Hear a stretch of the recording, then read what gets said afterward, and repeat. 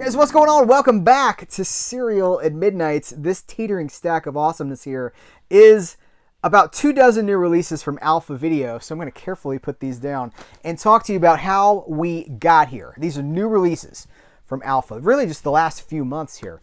A couple of months ago, I made a video where I bought a collection. I bought about 350 sealed Western DVDs, and I brought you with me for that. Most of those DVDs were from Alpha Video, and that opened the door to talk to Alpha Video. And hopefully you've watched that video as well, my exclusive interview with Brian from Alpha Video, where he talks to us about the history of the company, what they're doing, the kinds of movies they focus on, but also the evolution of Alpha and how they are really chasing, a higher benchmark than a lot of the stuff that I bought in that video. That the collection that I bought, it's like 2003, 2004. I think the latest was like 2008. He's like, well, I've been with the company for 10 years. You didn't talk about anything I worked on. We're like looking for better prints. We're looking, we partner with some people that have 35 millimeter prints, and they have like really good scans. He's like, these scans might be a little bit older, but they're from 35 millimeter, and they look really good. Raising the bar. So they sent over these new releases for me to talk about with you guys, and I'm just excited about it because I just love this kind of stuff. So you know what you're getting into here with Alpha Video. We're going to be talking about a lot of old movies, but for a lot of people, like the Mystery Science Theater 3000 generation, this stuff is gold. There's gold in them there hills. Let's kick it off. A Republic picture west of Cimarron. This is a Three Musketeers movie. Bob Steele, Tom Tyler, Ruth Davis. Who else we got? Cactus Mac. So, I will also say I don't remember if this was actually in the interview or not, but Brian told me he writes a lot of these descriptions for these films, which I think is really cool. Oh, I should also mention, so these are, look at the art on the disc too. Beautiful, beautiful art. These are still available through oldies.com, but they're manufactured on demand by the same company that manufactures all of Warner Archives releases, all of their MOD releases. So you are getting.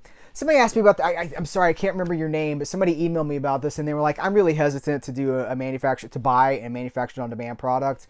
What do you think? And I was like, well, these days the manufactured on demand stuff is maybe more reliable than some of the press discs that have come out recently. I've seen some errors, not with manufactured on demand, which is often guaranteed to play. I think as the market continues to change, we're going to see a lot more manufactured on demand stuff, and I have yet to have any problems with any of it. So for what it's worth, I think we should embrace this as a necessity for physical media as the mainstream interest continues to decline and it becomes more of an enthusiast market again. Hoot Gibson in The Phantom Bullet, a Carl Laemmle production. Starring Bronco Billy Anderson, directed by Jess Robbins. This is a silent Western, silent Western collection. I'm excited about digging into. Let me tell you where I'm at. So and I think it's also maybe important to tell you how I got here. I'm just gonna hold stuff up for you guys while I'm talking here. I didn't get here overnight. Some people are like, younger movie fans may be watching this and like, how in the world can he care about a silent movie from 1922 or whatever it may be? Rare propaganda films of World War II starring Major Clark Gable. This is incredible. Clark Gable was married to Carol Lombard, who went down serving her country during World War II. Incredible stuff. Real patriotism. You don't get here overnight. I grew up in the 80s. I'm an 80s kid, so I grew up with Back to the Future and Ghostbusters and all this stuff. The older you get, you start exploring the stuff you don't know. The stuff you just keep going further and further back. So here I am, well into my 40s, looking at the beginning of cinema history and really being fascinated by that. Speaking of fascinating, here comes the circus, Memories from the Big Top. Circus short subjects of yesteryear. And they know it's creepy because they put this creepy guy right here front and center on the cover. So here's a bunch of stuff. This is what you got, like 40s. What do we got? 1942, 49, 49, 1950, 51. The latest one here is 1966. Let's see, black and white and color, 70 minutes, 1942. And again, we got cool art they've put art. That's like a big thing. That's an extra step that actually costs money to do. In case you're like, who cares? They put art. That's an extra. That costs more money to do. That's more production costs to put art on the disc. Look at this. Vintage documentary short subjects about tornadoes from the Natural Disasters series. So we got Twister from 1973, Day of the Killer Tornadoes from 1978, and Tornado Below from 1975, which is part of NASA's Rediscovery Earth Science film series meant for classrooms. This is so cool. This is like, we talk about preservation. Like, I bought the new Shout Factory disc to preserve it. Like, this is preservation. And okay, I'm not trying to step on anybody's toes. We all do. Like, if you think you're preserving it because you buy it, okay. This stuff these are the kinds of things that nobody's talking about. Who's talking about a NASA educational film from 1975 or a propaganda movie with Clark Gable in it from the 40s? Who's talking about that? And if this stuff doesn't get circulated, if it doesn't get put on a disc, or does it get lost? What happens to it? If a movie dies in the woods and no one's around to witness its demise, does it make a sound? I don't know. That's a joke, right? But like, if movies cease to be talked about, and not just movies, but short subjects, if this stuff ceases to be talked about, isn't that death in some way? Isn't this cool that it's being preserved for us? Vintage documentary short subjects, again, from the Natural Disaster series, Great Fires of California. 1962, Design for Disaster. And then from 1957, Fire at Malibu. Pulse-pounding footage of the Los Angeles County Fire Department's 3-day-long battle against the wildfire in the Malibu Mountains. That's fascinating to me. 1971, Countdown to Calamity. It illustrates in dramatic detail how California's state agencies coordinated to combat the Laguna Fire, a humongous wildfire that lasted from September 22nd, 1940, in the Laguna. Anyway, so nothing I would ever think of it. I want to seek out some old natural disaster short subjects. Like, come on, who would do like this? This is cool. Will Rogers, silent comedy classics, Rope and Fool, Cowboy Chic, big moments from Little Pictures. A man so famous they named a highway after him. You go to the Santa Monica Pier. There's like the Will Rogers. It's like a whole, like he owns like he doesn't own it, but let's see. So we got oh wow, 1922 for the Rope and Fool, co-starring. So it's Will Rogers, Irene Rich, and Gwen Big Boy Williams. He went on to be, he's in a ton of stuff, and he was in that Alpha Video Western Hall. There's a lot of Big Boy Williams in there. He started in the silence and then evolved into the talkies, and then just kind of became a supporting player in his older years, as many other actors did. The Cowboy Chic is from 1924. And Big Moments from Little Pictures is from 1924 as well. It's an innovative early parody film. Rogers puts himself in the starring roles from Rudolph Valentino's Blood and Sand, Douglas Fairbanks' Robin Hood from 1922, and typical Keystone Cops comedy short. I'm telling you guys, I'm really starting to get more and more interested in this as I explore. Like, I'm trying to research more about early Hollywood, and I don't mean like 1950. I mean like the beginning of Hollywood, like in the teens when these Poverty Row studios first started to pop up, and like Gower and Sunset, like the Gower Gulch thing. And you got all these cowboys, and they made a ton of cowboy movies because in 1915, 1920, that's still recent. I mean, that's the Old West butting up against the new reality, the new way of life. When California was mostly just, that area. Southern California was mostly just orange groves. Fascinating stuff to me. And this is what was coming out. This is what was being made at that time. Here's another silent classic with Richard Dix and Noah Beery. This is The Vanishing American. On a Navajo reservation in the early 20th century, the indigenous peoples live uneasily under the watchful eyes of Booker, a government-appointed Indian agent who can barely contain his seething bigotry. You know why this is interesting? Because we're having these conversations about like the D word, diversity, that seems to trigger a lot of people. None of this is new.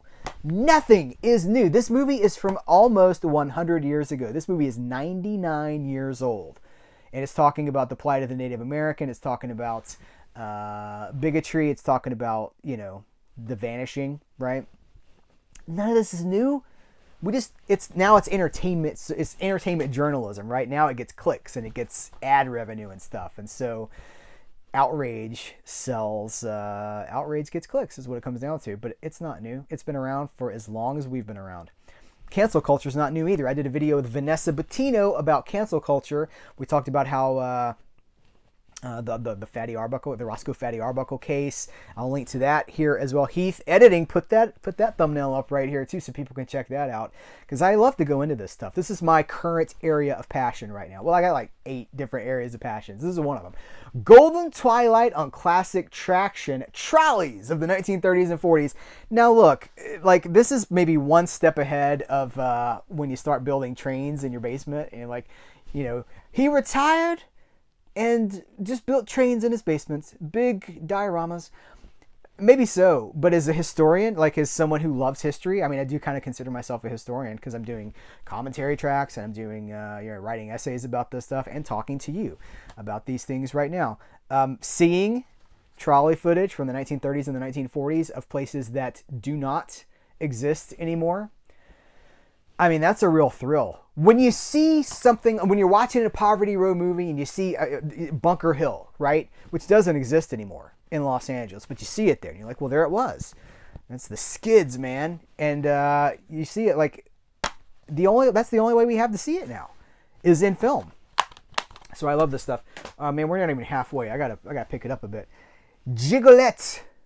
She's just a jiggalette, and whatever she wants, she'll get. Adrian Ames, Ralph Bellamy, Robert Armstrong. Let's see, directed by Charles Lamont. All right, this is a 1935 film, 65 minutes long. I gotta speed up. Swing High, Fred Scott, Helen Twelvetrees. Oh wow, very Native American sounding name. Helen Twelvetrees. Lost Pre-Code classic with Ben Turpin, Dorothy Burgess, Daphne Pollard. Okay, let's see. This is a 1930 film. So it's not silence, it's going to be a talkie, but early pre-code generally runs, it was like 29, some people put it in the 30s, through about 34 when the Hays Code really started to get enforced and the fun was over for a while. The 30s are my favorite era of cinema, I think, just because like everything you think could have been done, they did it in the 30s. I mean, they made Westerns, they made The Wizard of Oz, they made, they did it all. Gone with the Wind. You start that era with, Dracula and Frankenstein, and you end it with Gone with the Wind. Like, that's the 30s. It's amazing. Bonus, Old Black Joe. The Kentucky Jubilee Singers perform Old Black Joe and My Old Kentucky Home by Stephen Foster, as well as classic spirituals, in this rare vintage 2-reeler made by Tiffany Stahl Productions. So that's going to be, about half an hour or so.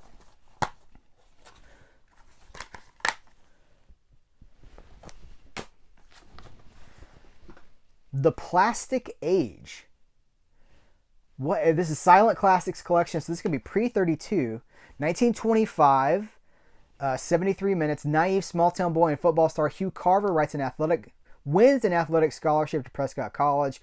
Once there, he immediately falls head over heels in love with the free-spirited flapper Cynthia Day. Anyway, advertises an expose of the wild lives of 1920s youth, which is a very real thing. The 20s were, it's the jazz age, man.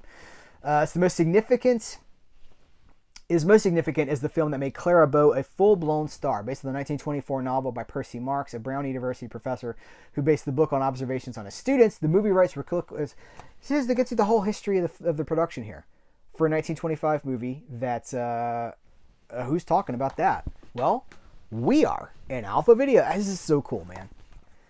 And okay, let's tackle this. So some of these they're not going to look like. Should have worn my Why No 4K shirt.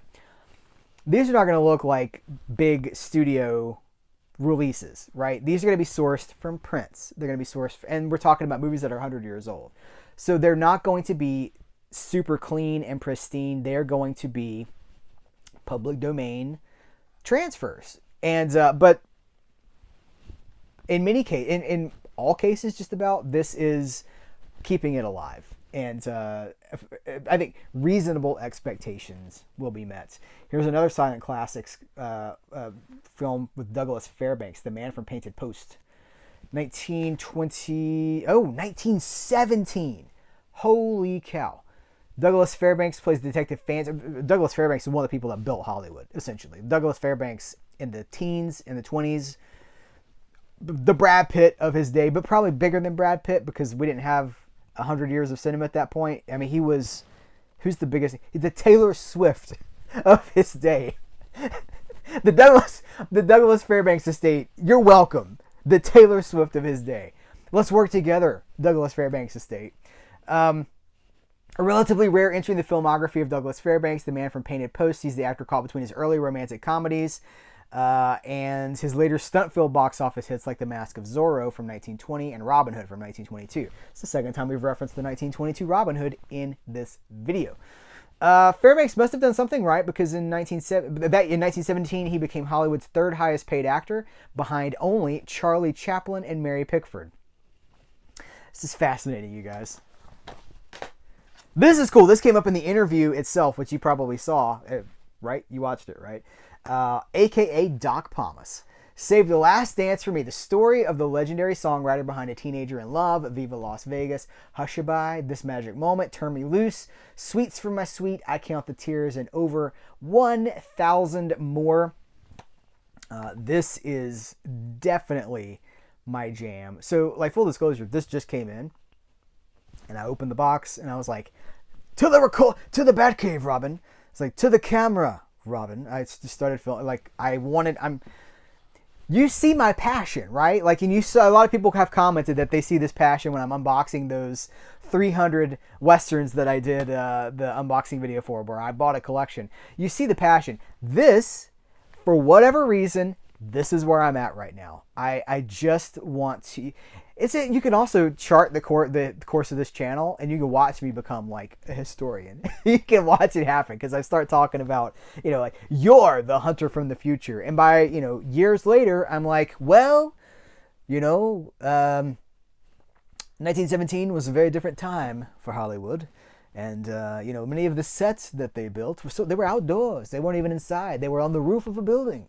So you use the natural sunlight. You see the whole thing happen right here in front of your eyes. This is getting thrown into the DVD player tonight. The Enchanted Valley. Alan Curtis and Gwen Lash LaRue. So this is 1948.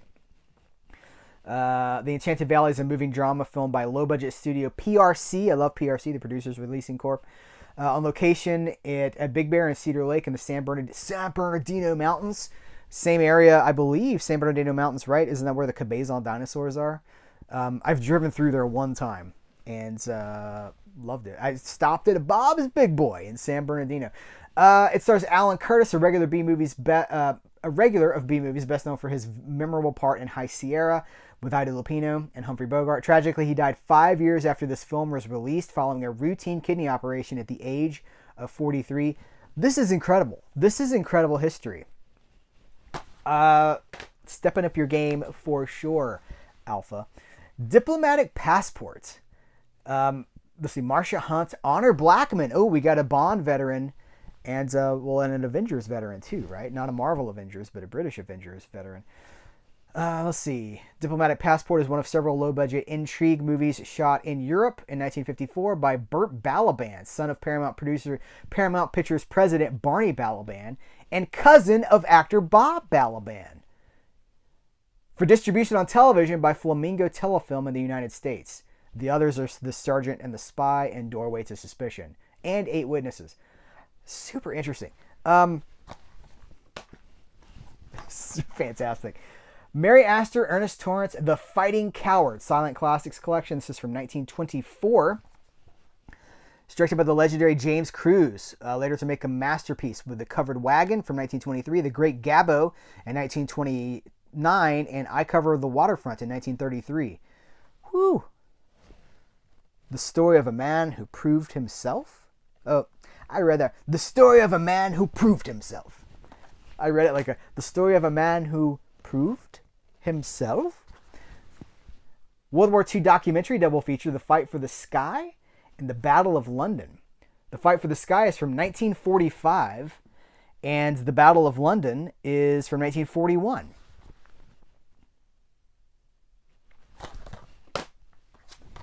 Silent Comedy Classics Collection Volume 10. So that means there's 9 before this one. We got A Total Loss from 1916, starring Ben Turpin. We've got Drink Hardy from 1920, starring Snub Pollard. We've got The Paper Hangers from 1920, starring Al St. John. The Chef from 1921, starring Billy Franey. And Golf from 1922, starring Larry Seaman, Oliver Hardy, and Vernon Dent. So if you only know Chaplin, Buster Keaton, I mean, even those guys are getting lost these days because the younger audiences are like, what do I care? I got TikTok, you know? Why would I watch? But this is what we do. This is why we're here, because there's always going to be a call for, you know, for cool people to check out cool things. You know what I'm saying? Silent Classics Collection, Harry Langdon in Long Pants, directed by Frank Capra. Sorry, what? Frank Capra? Harry Langdon got to start making 2 real silent comedies for Max Sinnott. Ooh, many of which are collected on the 3-volume Harry Langdon Comedy Classics series, available from Alpha Video. A wink. In which he developed his unique man-child persona. Let's see. Taking on collaborators at Arthur Ripley and Frank Capra. The first of 2 pictures, Tramp, Tramp, Tramp, which co-starred, young Joan Crawford. No wire hangers. All right, we got 4 left, it looks like. Silent Classics Collection, Reginald Denny in Skinner's Dress Suit from 1926. What is it? Mild-mannered bank teller William Manning Skinner is browbeaten by his wife Honey into asking his greedy boss for a raise. Not only does he not get the raise, he's asked to take a pay cut. Ooh, dang. Burn. You burnt, Skinner. Skinner tells Honey that he got the increase anyway. Oh, this sounds like classic screwball stuff, you know, setting up the comedy of misunderstanding. Called the thoroughly refreshing comedy of manners by no less an authority than Joe Franklin, Skinner's Dress Suit is widely considered the best film of dashing English actor Reginald Denny, who first garnered notice playing a serious role in Universal serial The Leather Pushers. And then they proceed to give a whole rundown of the film. Oh! Let's see. Leading lady Laura LaPlante is best known for the old dark house thriller The Cat and the Canary from 1927, which Eureka is bringing to Blu-ray, both in the UK and in the US. I've got a video about that, right? Another Serial at Midnight exclusive interview with Eureka talking about that deal. Very good, very, very, very good. I'm worried about my tower falling over here. The Old Swimming Hole. This is another silent film. Charles Ray, who is very much associated with that early Hollywood. Not Charles Lee Ray. No, come with me here. Early Hollywood, kind of very important guy. And Laura LaPlante, who we just talked about. The best of the Ray films, says Joe Franklin. It's 1921, and it's Daring Move for 1921. The Old Swimming Hole uses no intertitles, creating a languid, dreamlike atmosphere akin to the later The Last Laugh from 1924. And even Andy Warhol's experimental films from the 1960s. Fascinating. All right. 2 more. Silent Classics Collection, Jetta Goodall in White Gold. 1927. Possibly the most obscure film listed in Joe Franklin's Classics of the Silent Screen book. Due to its being out of circulation for decades, White Gold is a masterpiece that is undoubtedly a precursor to Victor Seastrom's The Wind, F.W. Murnau's City Girl, and George Cukor's Wild as the Wind from 1957 in style, themes, and setting. These have a very elevated... These are written really well. Gives you everything... It provides that appreciation. It provides the context that we need. So that's really well done. Silent Classics Film Collection. Richard Barthelmess. Richard Barthelmess, The Patent Leather Kid. Okay. 1927. Oh, it's a period movie made in 1927 about 1917. New York, 1917. The Patent Leather Kid is a self-absorbed boxer who cares nothing about the war breaking out in Europe. Talking about World War I. One thing he does care about is his girlfriend, Carolee Boyle, the sexiest coach dancer on the Lower East Side. When she leaves him to entertain the troops in France, the kid's dormant patriotism starts to stir. Before long, he and his boxing coach are drafted and wind up with just another pair of gold bricks in this man's army. That is, until the coach is killed and the kid is, well, this got real. Until the coach is killed and the kid is suddenly spurred on to daredevil acts of great heroism. Now the kid fighting fighting a whole different kind of ring, one he may not see the other side of. Whew. Wow. Okay, 1927, 129 minutes. Incredible. I don't even know what to say now. There are videos that I get to do where I don't have to review anything. I just get to be like, hey, this came. And I think my love of movies really shows through. And I think this is one of those videos where you just see me become like a giddy fanboy. I'm just like, ooh. How exciting. How exciting. So these titles are just the latest. These are the newest hotness, right? If you see that video from the Alpha Video interview, they talk about roughly a dozen titles that were done in cooperation with people who had 35 millimeter prints. These, I think there's one or two of those in here. So this, I mean, really, this is just the latest, right? So I hope that this is just the beginning of this is the beginning of a beautiful friendship. Here's looking at you, kid. I hope that this is the beginning of a relationship with Alpha Video, where I get to talk about this stuff, because clearly this is hitting me right where I am right now. You know, it's great to talk about the latest 4K releases. It's great to talk about all the cool stuff coming out from the mini boutique labels. Let's not overlook this boutique label and the deep historical value that these releases have for, an area of our fandom that is not being talked about on a broad scale. What other YouTube channel do you know at this level that's talking about this, like this? This is what CerealAtMidnite does. This is what I was made to do. So I'm excited. I would like to know if you're excited as well. Let's continue the conversation in the comments below. More importantly, when I say continue the conversation, have you seen any of these? Because if you have, I would love to talk about them with you in the comments below. And for people that, it's not just for me, it's for the people that do wander upon these comments to know, well, this worked out. This was a good one. What works, what doesn't work. We just love movies. We just love movies. So let's celebrate our love of movies.